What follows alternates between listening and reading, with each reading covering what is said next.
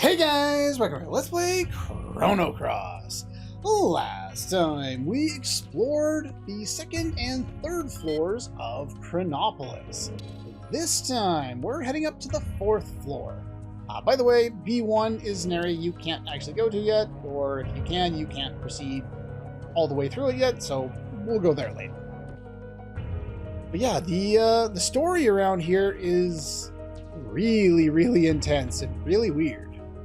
Only personnel registered as Arbiter may enter. Experiment will begin soon. Please withdraw to your designated positions. Do the same in the case of an emergency. Now, all these guys will respawn every time you go from place to place. I've already killed a bunch of extra ones, so I'm not going to fight them if I don't have to. But this is a good area if you want to do a little extra farming. I've already, as you can see, since we've gotten in here, I think we have, what, like 60,000, maybe 70,000 G when we decided to come in here. I'm already up to 120,000. Not like I've sold anything.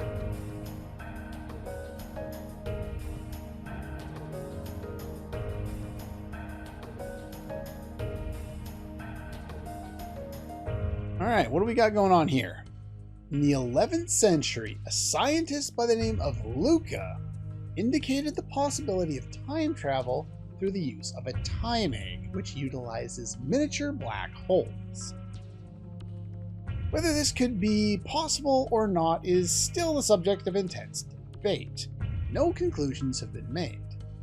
Now, while it is true that we did time travel in Chrono Trigger, the time egg had nothing to do with that, as far as we know. Time egg was what we used to get Chrono back. So she did figure out a way of time travel at that time, but the gates eventually closed. So it's not like her gate key could allow her to time travel at will. She needed to make use of certain phenomena that were already existing. And we speculated in that game whether Lavos or something else, some other entity had something to do with the time gates, their creation, and why we went through the adventure and did what we did.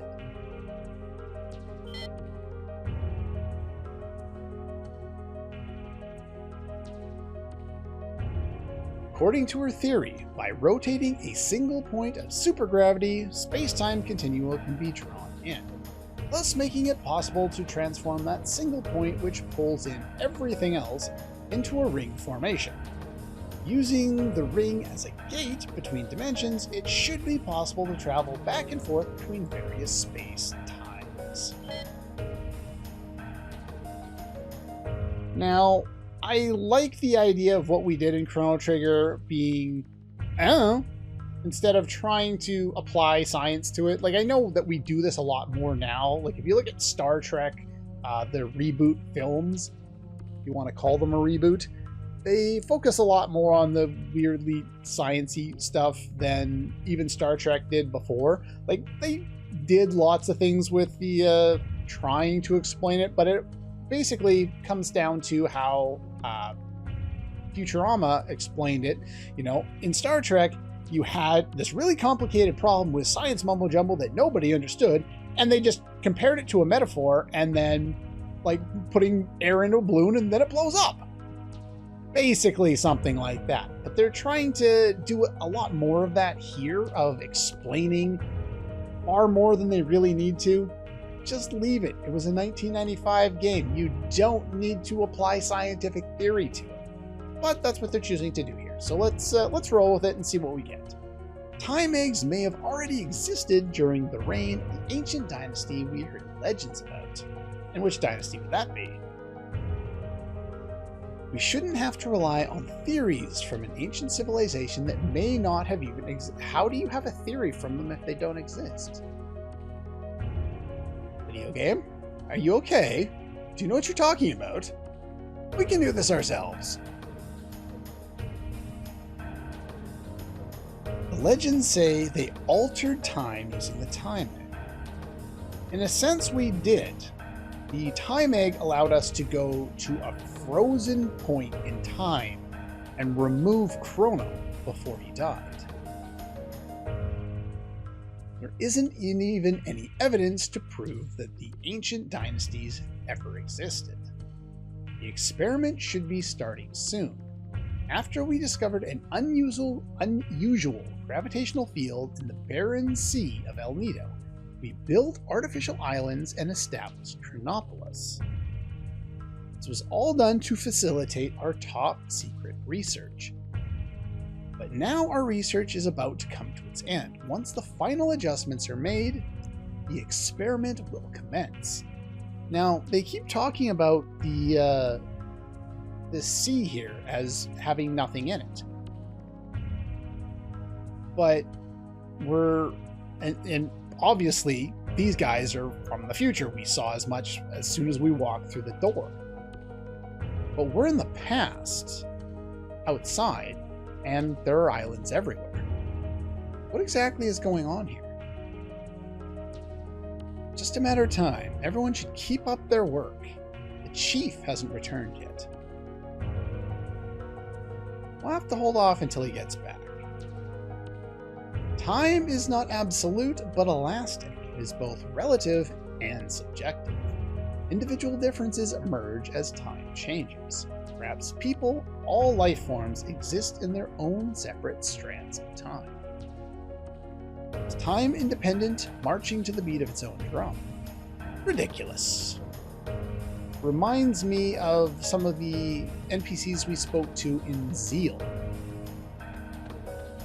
I'll go there in a moment. Let's talk to some people first. Oops. Try that again. Conducting a simulation of phase shifting. The institution was established under the utmost secrecy by the central government.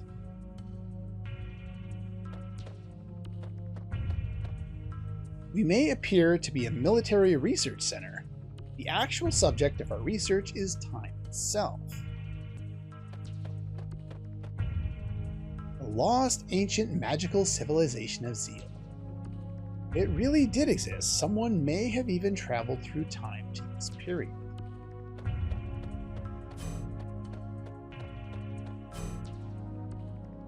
Indeed we did. We're on the 4th floor here. And down to the 3rd floor. Let's get ourselves a magnifier. And the chief was going out for a walk. He's probably by the docks somewhere gazing out into the sea. Well, they said he was at the docks, so I figured I'd make my way back here off screen. After fighting a few battles, I fought a few more, killed a few more enemies, got a little more money. The money will be useful. There is a lot more rainbow equipment to forge over the course of the game, so pretty much take advantage of the enemies that are in here if you want to. You're gonna need that money. The Time Research Lab, which served as the foundation of this research center, appeared out of nowhere in the year 2300. It was headed up by the scientific genius Balthazar, the guy who created the time machine Epoch in the first game. However, at the peak of his career, he simply vanished. We've continued his work and have come this far. Work is almost complete. It's about time I headed back. The experiment's about to begin. This is the chief. And I'm going to fast forward because you can't move until he gets off screen.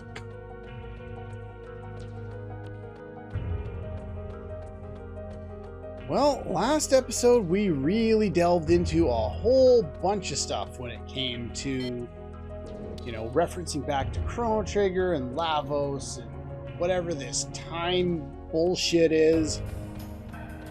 Now that the guy has gone back in, there are no more guards here. Let's learn some more about what's going on here. Fate contains a massive amount of historical data, dating up to the year 2400. Did you say anything else? No. What about you? Fate is a large-scale prototype. You're talking about Fate as if it's something constructed. Completed in the year 2300. It integrated the old Mother Brain computer. This is not Super Metroid, Mother Brain from Chrono Trigger. It integrated the old Mother Brain computer circuitry into a more powerful supercomputer. You remember, we fought that Mother Brain, so this is giving me all sorts of red flags.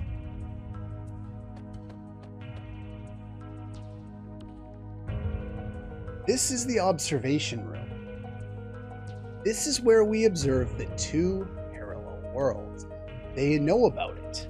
As you can see here, in the two screens they've got Viper Manor gates. In one screen, they show it being guarded. In the other, it's already destroyed because, well, I guess that would have been Homeworld then. The poor army has already trashed it.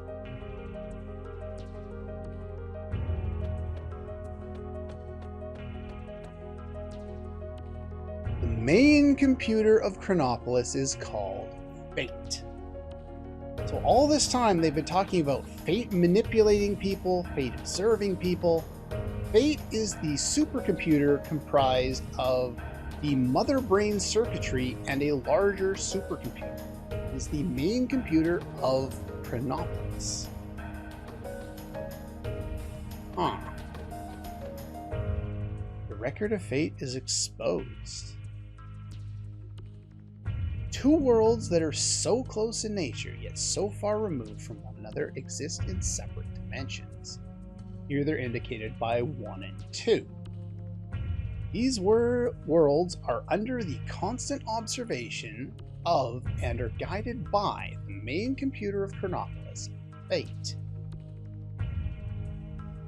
Fate has been manipulating the world in which El Nido lies in order to avoid any major change to the history knows. In an event on El Nido, if an event on El Nido influences the main continent, the year 2400 from which Fate exists would change. So Fate, this supercomputer, comes from the year 2400, and it's trying to keep everything in both these worlds in line with what it already knows from the timeline that it's experienced or that it has had all the information programmed into. This paradox could potentially lead to great disaster. The records of Fate, Fate's terminals, collect data from around the world and input guidance directly into the minds of its users.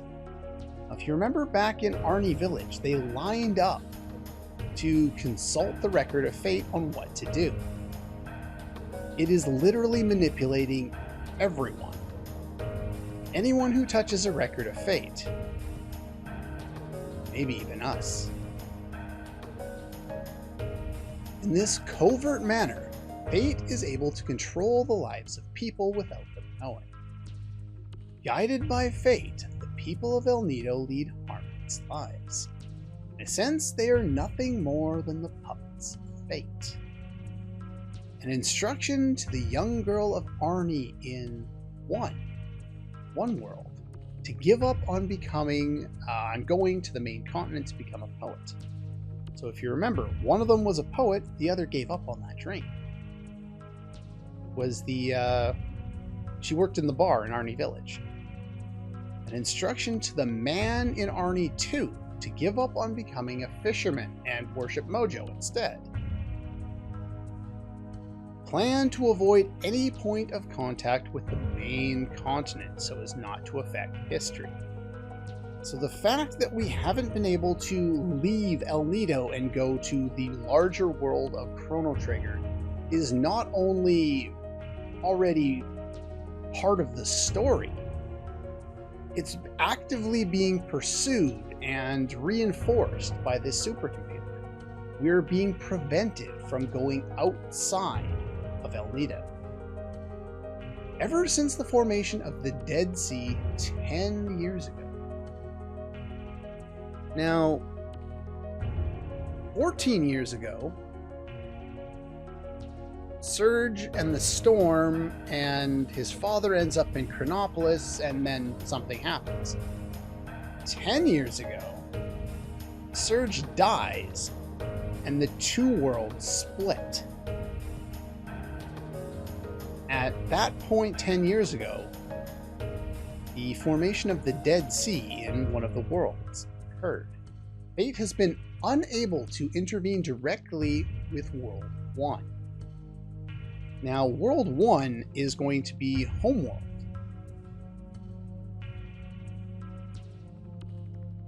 So it's been unable to intervene in Homeworld for the last 10 years.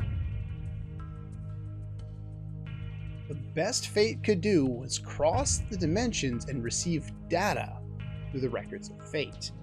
And with much difficulty, Fate succeeded in binding Miguel to the Dead Sea as a watchman. So that gives us some implication on what Miguel might have had to do with the dimensional distortion and why defeating him not only crumpled the Dead Sea, but it also had some kind of an effect on allowing us to then get to another world again. Where's my easy button? 3 attacks by Surge into dash and slash, and that thing died. Can I... Video game? Yeah. That was weird. We got a key card. Interesting. This is also interesting, if it'll work. It all began with a notebook my mother handed me.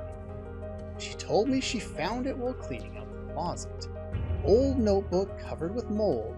It's a diary that belonged to my grandfather who passed away years ago. It contains his distant memories. Does this device play back archives?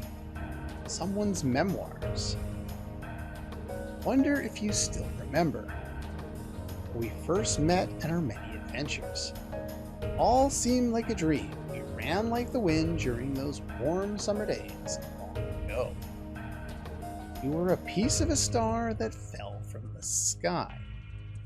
I can still relive those memories, those days long past, just by closing my eyes, whispering your name into the desolate night. Ed.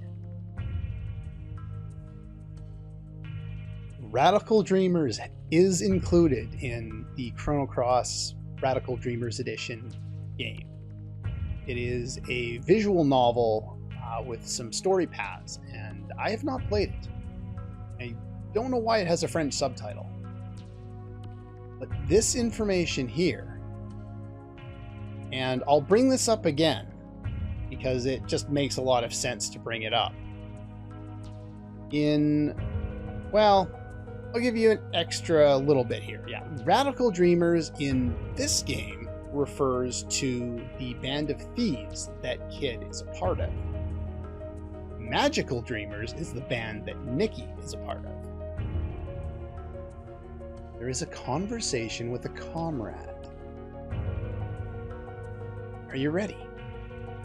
I know you're anxious, but stay on your toes. If you mess up, I'm leaving you behind. Got that surge? Come on, Maggle. Let's go. Now, Magil and Surge and Kid were the 3 characters from the Radical Dreamers game. In that game, spoilers for that game for a few seconds, Magil was Janus, or better known as Magus. He had come to do something, and he lost his memory, and he was Magil. When they made Chrono Cross, they dropped the Magus backstory and changed his name from Magil to just Guile. They dropped the Ma and extended his name a little bit. So Guile is indeed based on this character. That bastard Lynx is going to get what he deserves. Say your prayers, not that it'll do you any good. Now, Guile has an interesting reaction here. It seems to be an archive from a different time than our own. It's an entirely different timeline. This one is the Radical Dreamers timeline. And it's interesting that if you bring Guile here, he has small reactions to it, but nothing outright. Other worlds and other times in addition to the two may also exist. So it's a nice little reference to the game that basically inspired this one.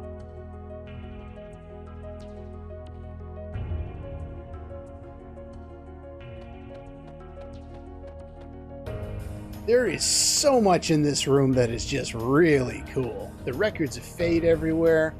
Come to think of it, Xenogears also put emphasis on using the save points in order to relay information to a certain party. I won't spoil it, but if you've played both games, I'm sure you can see the parallels here. Doesn't seem like I can do anything with that. Well, we got that key card.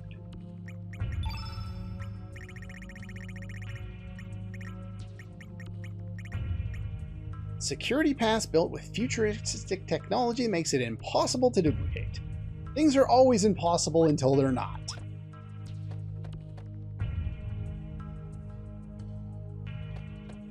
Alright. Believe the experiment is underway. Access denied. B1. You are not allowed down here until you get the key card.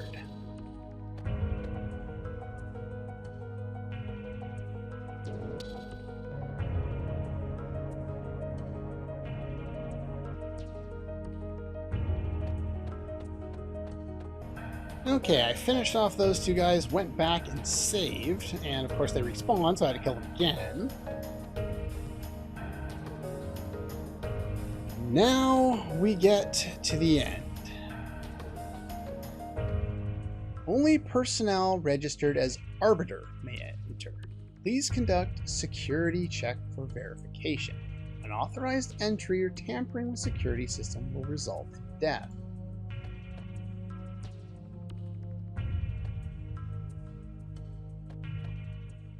Fingerprint and retina scan required. If you're playing this version of the game and you use any of the zoom in features, it'll actually cut off the name at the top of the screen. Project Kid. There's more to this than we can even glean at this point. Please step inside the circle and hold up your left hand.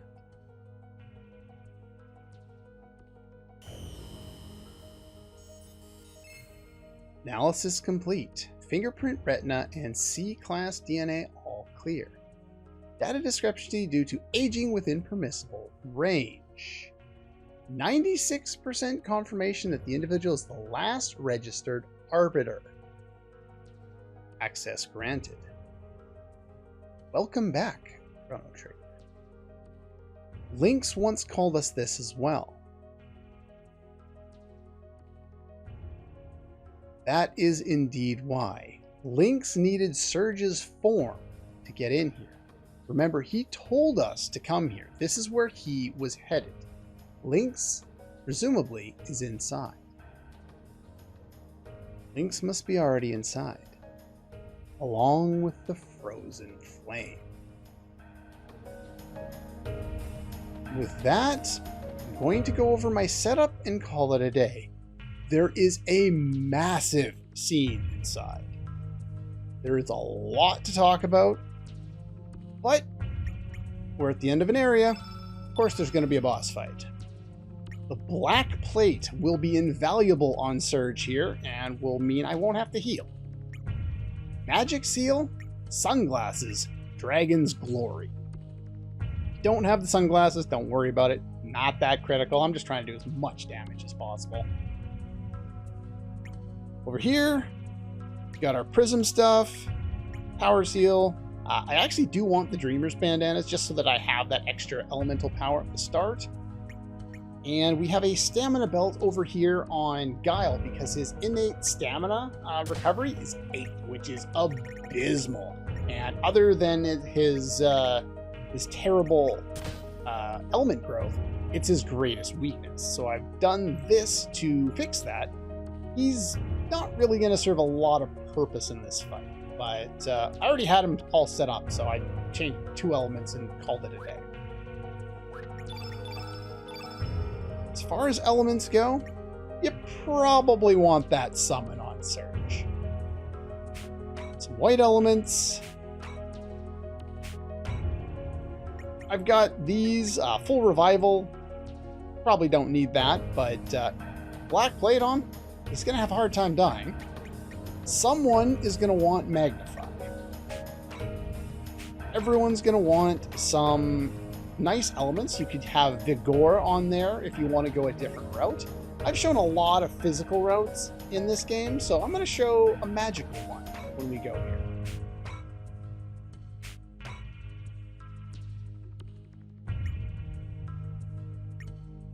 Genius would also be nice to have. But yeah, that's my setup. We're at the door to Project Kid.